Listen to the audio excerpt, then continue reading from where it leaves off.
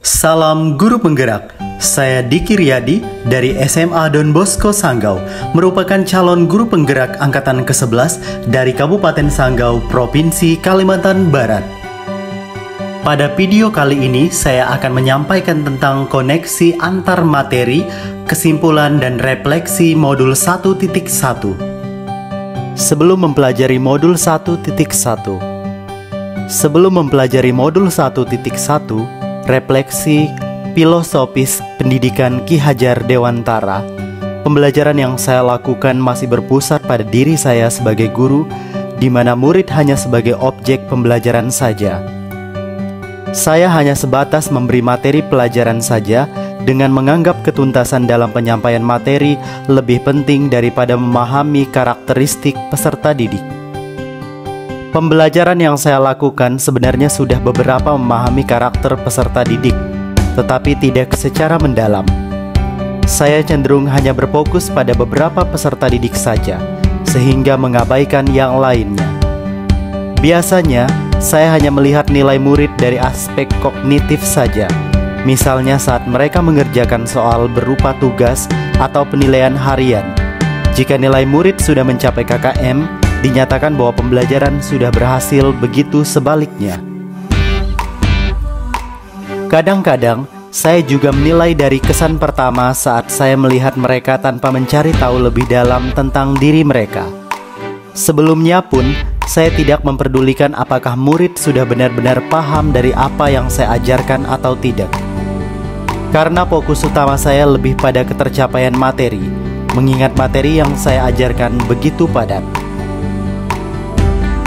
Selama proses pembelajaran yang saya lakukan, saya masih lebih cenderung menggunakan metode ceramah, memberi contoh soal dan contoh materi terkait konteks sosial, dan setelah itu memberi latihan soal pendalaman materi, lalu memberi penugasan kelompok. Untuk diketahui, saya adalah seorang guru bahasa Inggris. Bahasa Inggris adalah termasuk pelajaran yang cukup sulit bagi peserta didik, mengingat juga bahwa peserta didik kami banyak berasal dari berbagai daerah yang pedalaman dan jauh dari pusat perkotaan. Mereka bahkan tidak menemukan pelajaran bahasa Inggris di SD-nya. Dalam pembelajaran saya, sering menyamaratakan peserta didik semua. Hal itu terjadi karena saya tidak ingin ambil pusing dengan beberapa tingkah laku peserta didik yang cukup menguras emosi dan tenaga. Peserta didik dipaksa harus mengikuti semua arahan-arahan yang saya berikan untuk dapat mencapai kompetensi yang sudah ditetapkan sebelumnya. Jika peserta didik tidak mengikuti arahan, biasanya saya akan marah dan memberi ancaman, bahkan menghukum mereka. Sementara menurut Ki Hajar Dewantara, setiap anak itu istimewa adanya. Mereka punya keunikan dan karakteristik tersendiri sebagai seorang individu. Saya, sebagai guru, seharusnya memberi tuntunan pada anak-anak menurut minat dan potensinya masing-masing. Hal ini sejalan dengan analogi dari Ki Hajar Dewantara, bahwa seorang petani tak akan dapat menjadikan padi yang ditanamnya itu tumbuh sebagai jagung. Selain itu, ia juga tidak dapat memelihara tanaman padi tersebut seperti hanya cara memelihara tanaman kedelai atau tanaman lainnya. Oleh karena beberapa hal yang saya lakukan, peserta didik merasa tertekan dan berakibat fatal pada gagalnya penanaman karakter dan pencapaian kompetensi mereka. Sehingga saya pun sering merasa gagal dan mengeluh jika banyak murid yang tidak tuntas setelah melakukan evaluasi. Dari beberapa hal yang saya lakukan, ternyata saya menyadari bahwa hal itu adalah salah dan jauh dari pemikiran bahwa seorang guru harus menghamba pada peserta didik dan menjadi penuntun serta fasilitator bagi peserta didik. Selanjutnya kita kembali melihat filosofi pemikiran Ki Hajar Dewantara. Yang pertama, pendidikan yang menuntun. Bahwa tujuan pendidikan adalah menuntun segala kodrat yang ada pada anak-anak, agar mereka dapat mencapai keselamatan dan kebahagiaan yang setinggi-tingginya, baik sebagai manusia maupun sebagai anggota masyarakat. Dalam proses menuntun, anak diberi kebebasan, namun pendidik harus bisa menjadi pamong dalam memberi tuntunan dan arahan agar anak tidak kehilangan arah dan membahayakan dirinya. Berikutnya, pendidikan yang sesuai kodrat alam dan kodrat zaman. Ki Hajar Dewantara hendak mengingatkan pendidik bahwa pendidikan anak sejatinya menuntun anak mencapai kekuatan kodratnya sesuai dengan alam dan zamannya. Bila melihat dari kodrat zaman, pendidikan saat ini menekankan pada kemampuan anak untuk memiliki keterampilan abad ke-21. Sedangkan dalam memaknai kodrat alam, maka pendidikan harus disesuaikan dengan konteks lokal sosial budaya murid setempat. Tentu, tiap daerah memiliki karakteristik budayanya masing-masing. Begitu pula dengan anak tersebut. Selanjutnya adalah pendidikan yang memerdekakan dan menghamba pada anak. Pendidikan yang memerdekakan menurut Ki Hajar Dewantara adalah suatu proses pendidikan yang meletakkan unsur kebebasan anak didik untuk mengatur dirinya sendiri, bertumbuh kembang menurut kodratnya secara lahiriah dan batiniah. Pendidikan harus berorientasi pada murid, sehingga pendidikan harus berhamba atau melayani dengan sepenuh hati pada anak. Guru harus memberikan tuntunan dan arahan kepada anak dalam proses pengembangannya.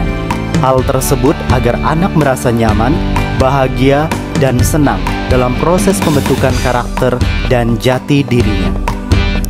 Pemikiran dan perilaku yang berubah setelah mempelajari modul 1.1. Setelah saya mempelajari modul 1.1, saya menyadari bahwa apa yang saya lakukan selama ini tidaklah tepat, dan saya menyadari kekeliruan saya. Saya bertekad untuk mulai melakukan perubahan pada pembelajaran yang saya lakukan. Seharusnya saya melakukan proses pembelajaran secara menyeluruh, bukan hanya aspek kognitif saja, namun juga efektif, psikomotor, spiritual, sosial, dan budaya. Peserta didiklah sebagai sumber utama dari pembelajaran tersebut, yang artinya anak memiliki kebebasan berekspresi, mengemukakan pendapat, dan berkreasi sesuai dengan metode atau model pembelajaran dan media yang tepat. Saya akan memberikan pembelajaran yang berpusat kepada peserta didik, dan saya sebagai guru harus memberikan tuntunan dan arahan, serta menjadi fasilitator sehingga peserta didik dapat tumbuh dan berkembang sesuai dengan kodratnya masing-masing. Saya harus menjadi cahaya yang menerangi langkah mereka, dan saya harus memahami secara mendalam berbagai keunikan dan karakter dari masing-masing anak yang tentunya beragam dan berasal dari sosiokultural yang berbeda-beda. Penerapan di kelas untuk mewujudkan pemikiran Ki Hajar Dewantara. Hal yang dapat saya terapkan dalam pembelajaran di kelas antara lain merancang pembelajaran yang menarik, menyenangkan, interaktif, dan kolaboratif dengan melibatkan peserta didik sesuai dengan metode student center. Saya akan menerapkan pembelajaran abad ke-21 yang sesuai dengan pemikiran Ki Hajar Dewantara, yaitu berpikir kritis, kreatif, komunikasi, dan kolaborasi, dengan berpegang teguh pada konsep memerdekakan anak. Saya akan bertindak sebagai orang yang bisa mereka anggap sebagai panutan, teman, dan orang yang ketika mereka bercerita akan merasa aman dan bahagia. Pembelajaran bukan lagi menuntut, tetapi menuntun, karena tugas guru adalah memberi tuntunan atau arahan yang baik kepada murid, dan berusaha menjadi teladan bagi murid, baik dalam perkataan maupun perbuatan. Selanjutnya, saya harus mengenali karakter dan latar belakang murid secara mendalam dengan menjalin komunikasi yang baik. Sebagai guru, kita harus bisa masuk ke dalam dunia mereka, agar kita mampu mengenali secara utuh pribadi mereka masing-masing. Saya menyadari bahwa membuat perubahan tidak seperti membalik telapak tangan, namun tidak ada salahnya mulai berubah dan berbenah diri dari sekarang. Saya juga berharap sekaligus bertekad untuk menjadi seorang guru yang menjiwai semangat ing ngarso sung tulodo, ing madyo mangun karso, dan tutwuri handayani. Terima kasih, salam guru penggerak, salam pendidikan. Milikilah keberanian untuk terus berbuat baik, dan jangan pernah berhenti untuk menginspirasi.